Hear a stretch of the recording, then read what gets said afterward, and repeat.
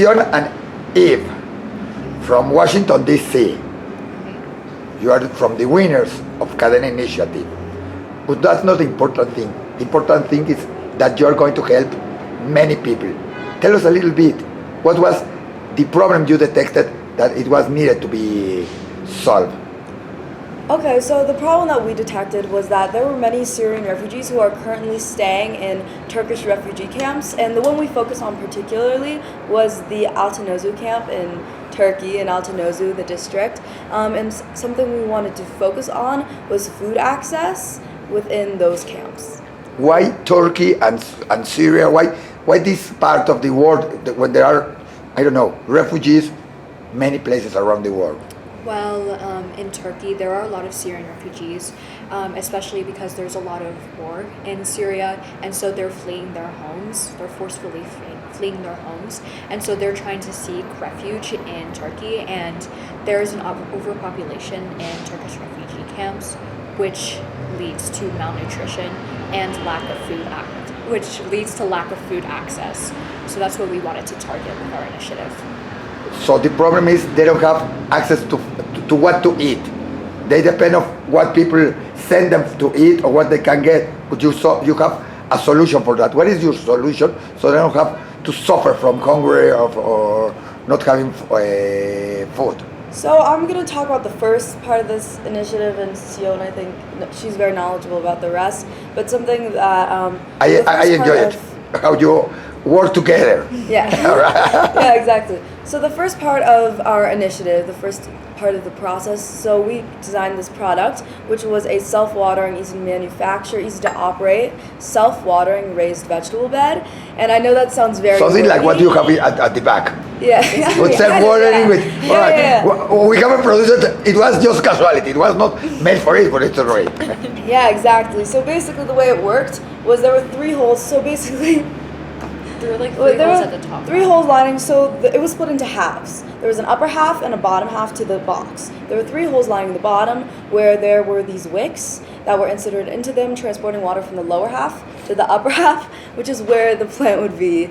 From the down to up. From down to up, exactly. That's something strange. Yeah, and so that way there would need to be that consistent and constant watering of the plants, and so you'd be able to fill it up one day, like once a week, fill it up to the top, at the bottom half, of course, and that would take care of the plants for a while. Right, and we also really thought about how we would get the water, how we would get the soil. So with water, we decided to create rain barrels, and it would basically collect the rain, and that would sustain and that would create enough water to plant the plants. And for the soil, we decided to create a composting bin, and just why a composting? Well, it's really good for the environment. Instead of just taking from say an agency or just a company, it's good to use scraps and put it into something useful. And it was just something that we thought could really improve our initiative. When you think about this food and producing your own food, what vegetables or what are you thinking about producing? How can you decide what they can eat, or how do you plan it? We really thought about which plants we wanted to put in, and so we chose 6 seed options, and each of them are carefully chosen so that they all grow quickly, and they're all very easy to grow. So we didn't want to put seeds where it might take months and months to grow, because that wouldn't be useful for the refugees.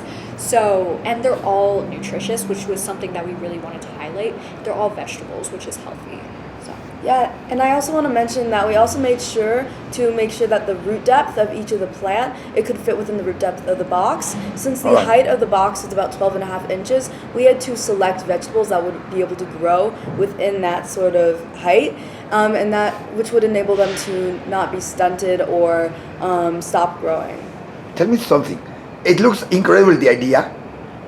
How did you come to this idea and to the sizes and to think about how it was going to be? Because the idea can be, I can have it, but how did you develop this to be here at Cadena and to win it? How did you decide everything here? It was really hard. Our teacher can definitely speak for us. Like, we struggled a lot with choosing a problem that we wanted to focus on. It was really hard for us in the beginning to choose a specific one, but we decided we wanted to focus on refugees. And there are a lot of issues that like many refugees face, and we found that food and health wasn't talked about as often. And so we decided that because there's such a large population of Syrian refugees in Turkish refugee camps, it's known that Turkey has a huge amount of refugee camps. And so we wanted to focus on that and just really focus on Syrian refugees, especially because they're suffering so much. And how did you decide? Let me explain it in another way. You're very young. You have the idea. You started working and saying, I'm going to make a box where they are going to plant their food and it's going to be. And suddenly you decide what plants, or suddenly somebody tells you that is not going to work, that is not useful. How to solve these problems and be focused to get something final that it works when there are many problems in the way? So it was kind of a process. First, once we had decided we wanted to work on food access and malnutrition within these Turkish camps, specifically targeting Syrian refugees, we had to think about, well, how are we going to be able to give them this food? Well, actually, we wanted to focus on how will they be able to provide for themselves this food. And once we thought about that, likely they would be growing their own food. What would we be able to do to make that as easy and as efficient as possible? And so we came up with the self-watering vegetable bed. And then based on that, we had to continue to research how can we make sure that that will best fit within the camps and the tents construction and the rest of the... And tell me something, you are in that process. What happened when somebody told you that is not going to work, or when you decided I have to build a box, I don't know, 45 inches, and someone says it's not possible? How to go over these problems when they present them? How did you feel about it? Because you are an inspiration for some people, for some guys, for some young people that when they have a problem, many say, all right, I break, I throw the towel, like we say in Mexico, I'm not going to do it anymore. But you decided this is not the way, we have to find the other way, we have to find. I think it was hard for us at the beginning because we were really like confident in our idea, but then for people to actually like critique it and actually to give like actual advice on it, it was sort of hard for us to actually stop and like really think through our ideas and what we actually wanted to put into our initiative. So we definitely spent a lot of time, like say like Zoom calls, FaceTimes, just really going through our research and doing even more research to see, okay, well, we did this wrong, what can we do now to make our initiative even better? And it was really just like a fail and then success, like just process. And I think that's the case with almost every with all of designing. You're going to have a prototype that isn't perfect at first, but you're going to have like other people critique it, and you're going to have to critique it on your own to make it even better. Did you have this idea, especially thinking about Cadena initiative, or did you have it, or you started because you wanted to participate in Cadena, or because you wanted to help the people? How did this happen so you will be in the Cadena contest and everything? We knew we wanted to participate in Cadena. It's something that our school had been discussing it for a couple of years now, and it was something we were both very interested in. And food access, again, was something that we were also really interested about, and so were malnutrition and issues related to refugees. So it just felt very natural for us to go forward with it. And tell me now, what is most important? To be one of the winners of the contest, or thinking about producing these boxes to send them to Turkey and to all the refugees? What is most important? I'm the most excited about seeing how our product will be created and designed, and where it will go and how far it'll take us. Really, the whole winner's experience is just like an added bonus. Like, I'm really grateful, but like the main thing was just trying our hardest to win the Cadena initiative, and just creating something that could actually positively impact people's lives. How many people do you think you are going to get impact?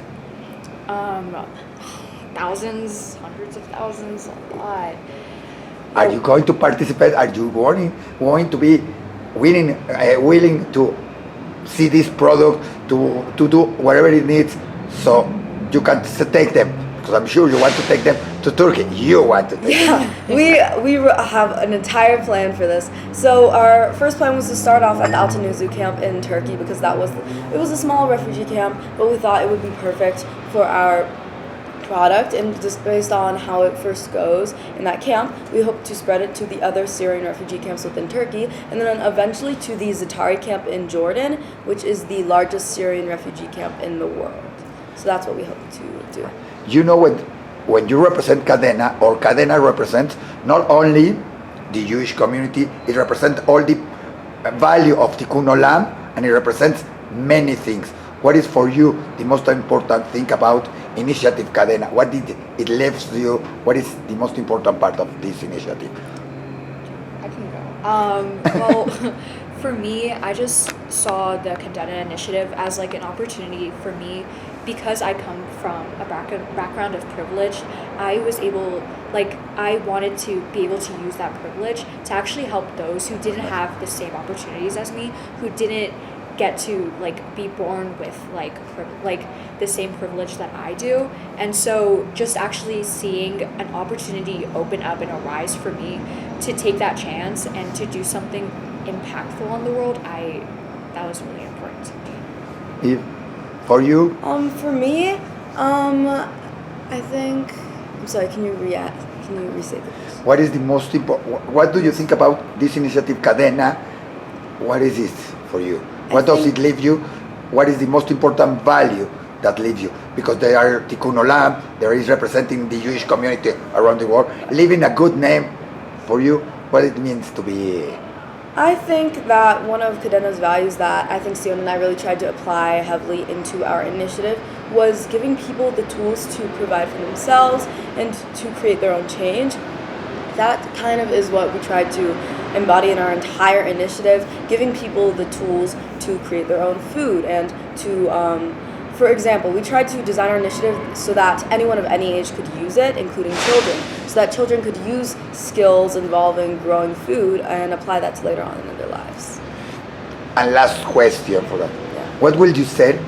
You are 14 years old, something like that. Mm-hmm. You are very young, you have a lot of long way in your lives, but you are also now an inspiration for many new generations. What will you say to these people? I would say it really doesn't matter how old you are. I think if you see an opportunity, just take it. Like, you could be young as me, or even younger, and you could just do little things, like maybe like cleaning up in your park or something like that. Just little acts can lead to such a big difference on the world, and I don't think age should restrict you from doing something good. I think it's more of something I'd like to tell myself when I was younger, is that... when I was younger, yes. Yeah, when I was younger. Yes. Like, you remember me, in some initiative we have, a little girl, 4 years old, and she was talking, and she said, when I was younger, she's 4, and when I was younger, yes. When you were, all right. When you were younger, yes. All right. Okay, no. All right. I don't know. Sorry. No, you were saying. Keep on going. So something I told myself when I was when you were younger, when I was younger, is that to make sure to put myself out there, because even though it might be stressful or difficult and might be challenging to put yourself out of your comfort zone, that can open up so many new things for you, and it can open up your world to so many new things that you might not have thought about before. Like, humanitarian aid is now something that I'm very interested in, and I really want to learn more about it in the future and pursue things like that. Do you want to do some humanitarian work from now? I don't know, when you get a little bit older, or in your life, to do that, or you are thinking about other things? Did this Cadena initiative change that thinking of how you see the world? Yeah, 100%. Like, I think after I do my first intervention, I just think that my whole view is just going to be shaped, and I really do hope that like in the future I volunteer and do more like humanitarian aid missions. I think something about like just helping people like actively and just supporting them, I don't know, I just really like that. Yeah, no, I really hope that I'm able to pursue and volunteer in more humanitarian aid missions in the future. And I also hope that I know I'll be able to apply some of these lessons and things that I've learned from Cadena to future jobs, future experiences, because I know that I'll be able to carry all of this with me. Thank you very much. Congratulations. Thank you so much. And we hope to see this very soon in all these refugee camps, not only in Turkey. We have refugee camps in many countries around the world. So we have that this will help many people. Thank you very much. Thank you so much.